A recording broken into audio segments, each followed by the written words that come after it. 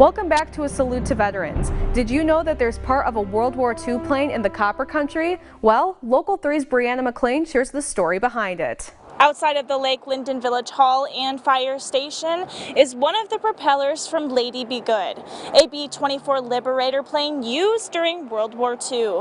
And the tragic story behind this piece of metal was not only a mystery for years, but it also took the lives of 9 men, including 1 man from Lake Linden.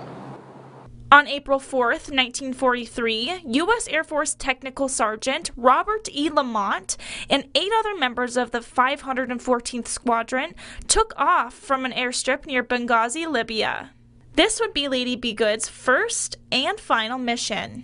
What happened was they went to go bomb Naples, Italy during the war. They flew across the Mediterranean Sea, and just as they took off, a large sandstorm ensued that would last over 8 hours. 8 of the aircraft turned back because the weather got so bad, but the Lady Be Good wanted to go on. Being their very first mission, they wanted to do their very best. So they flew onto the target, and they were one of 2 airplanes that actually bombed the target in Naples, Italy. What they didn't realize is that there was a tremendous tailwind, because as they turned around and came back, darkness fell upon them. They flew, and they lost their what they call their radio detection finder. So as they started flying home, what they didn't realize is as they flew across the Mediterranean at night, they had actually crossed over the coast. They didn't know exactly where they were. They flew for 2 hours past their base into the middle of the Sahara Desert.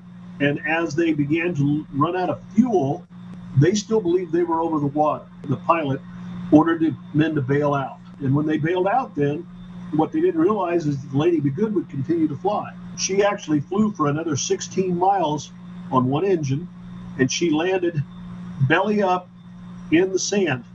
Lady Be Good flew 400 miles past its base. The crew, however, never made it back to the aircraft. They walked 85 miles from where they landed after parachuting out of Lady Be Good. All men perished in the middle of the desert. For 16 years, Lady Be Good and its crew was thought to have been lost at sea. Until 1959, when British geologists working for Darcy Oil Company located the plane crash site. By 1960, 8 of the 9 men's remains were found in the Sahara Desert, including Lamont's. The mystery of Lady Be Good was no longer a mystery, and her men were finally able to be laid to rest. With a salute to veterans in Lake Linden, I'm Brianna McLean.